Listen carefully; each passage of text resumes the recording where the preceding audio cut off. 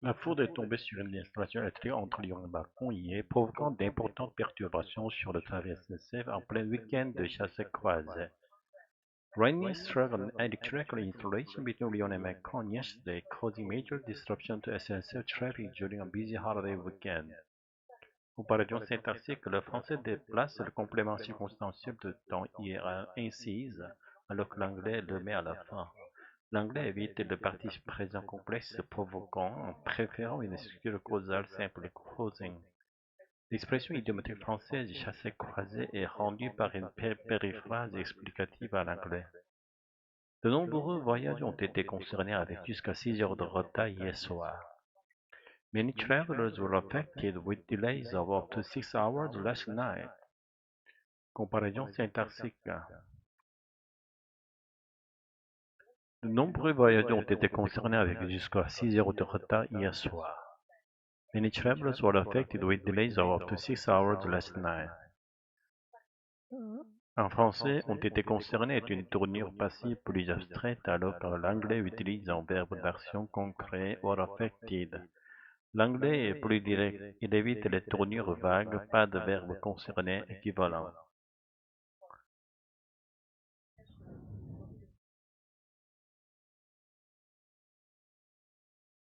La couille hier soir gare de Lyon jusqu'à 6 heures de retard au départ ou à l'arrivée.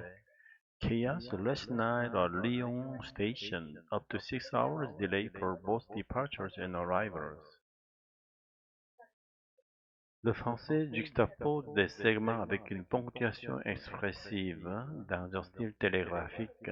L'anglais recompose la phrase de manière plus fluide avec un complément de lieu, un possessif. Les passagers qui espèrent encore emprunter leur train croisent ceux qui ont enfin atteint Paris.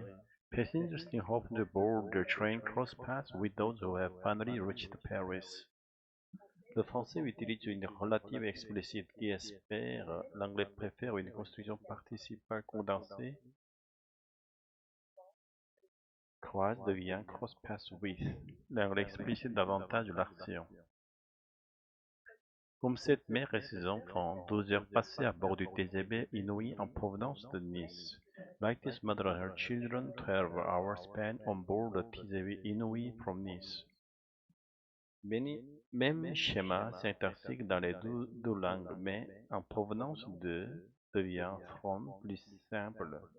12 heures passées, participe passé sans verbe être, très idiomatique en français. L'anglais préfère formuler un participe complet. On n'a pas dit à boire ni à manger parce qu'il n'y avait plus rien à manger dans le bar. We have nothing to drink or eat because there was nothing left at the bar. On devient oui en anglais. Le français utilise la négation double avec ni. L'anglais préfère l'alternative simple or dans ce contexte. Il n'y avait plus rien. L'anglais plus direct avec nothing left. Un bloc d'alimentation a été frappé par la foudre vers 17 heures à Cessin dans l'Ain. A power unit was struck by lightning around 5 p.m. in Cessin, in the department. Ordre similaire, mais vers 17 heures devient around 5 p.m. format temporel typique en anglais. Il faut alors dévier le train 80 km de détour via Villefranche-sur-Saône. Trains then had to be rerouted an 8 km detour via Villefranche-sur-Saône. Le français utilise l'impersonnel il faut. L'anglais passe par un verbe à la voix passive. L'anglais évite infinitif et nominal. To be rerouted. Pourquoi on part pas? Why are we leaving? Comparaison syntaxique. Le français omet le sujet dans un style familier. On part pas. L'anglais est obligé d'utiliser le sujet explicite avec l'auxiliaire inverse en oui. Il y en a plus trop, il y en a plus beaucoup, donc ce sera une par personne. There aren't many left. There really aren't many, so it will be one per person.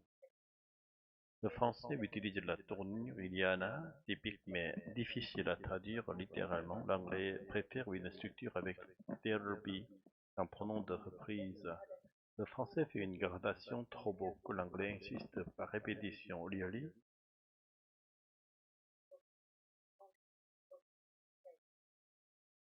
Mais les voyageurs se plaignent surtout du manque d'informations, but travelers mainly complain about lack of information.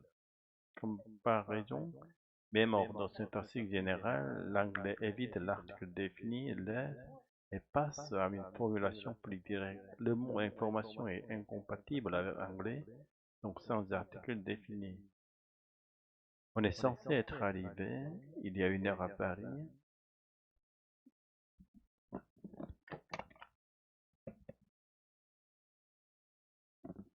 Le français utilise comme sujet impersonnel oui en anglais.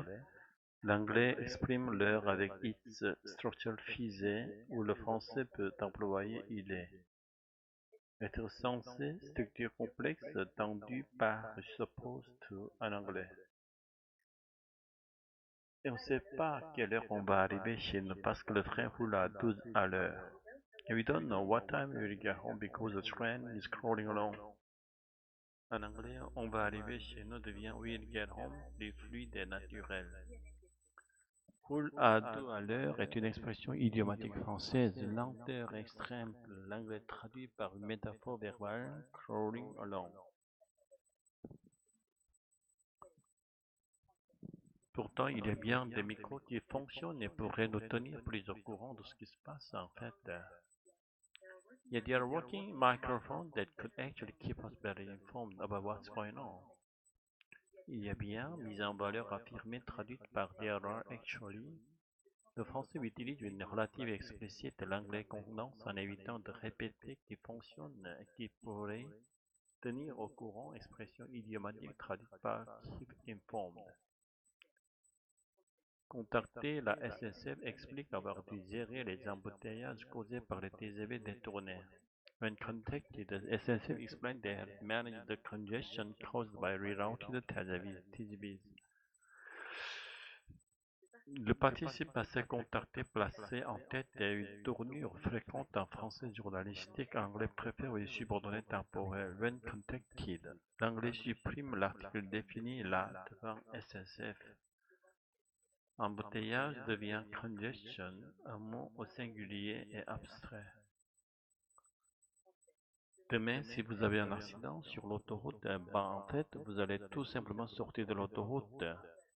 Tomorrow, if there's an accident on the highway, where you simply get off the highway. Vous avez un accident anglais impersonnel avec there's an accident. Sortir de l'autoroute, get off the highway avec verbe à particule. L'anglais supprime la redondance et bien en fait, on la compense par where. Pour aller sur le national et contourner cet événement, to take the national road and to go around the incident. Aller sur, verbe simple en français, nécessite une reformulation en anglais. Retourner, go around, tourner, verbal préposition. Et c'est pareil, il y a déjà du trafic sur le national. But it's the same, there's already traffic on the national road. C'est pareil, on dit littéralement par it's the same. Mais parfois, similar situation, préféré dans un style plus soutenu. L'article défini là est souvent omis ou modifié en anglais. Et donc, ça va se cumuler en fait avec le trafic existant. And so, it just adds the existing condition. Vient se cumuler avec tournure pronominale complexe du français, traduit en anglais par un verbe simple as to. Le mot traffic est remplacé par congestion, qui est privilégié en anglais dans ce contexte. Et donc, c'est ce qui entraîne en fait ce retard. And that actually was causing these delays. Qui entraîne was causing. L'anglais précise davantage la cause that was causing quand le français enchaîne plus naturellement les conséquences.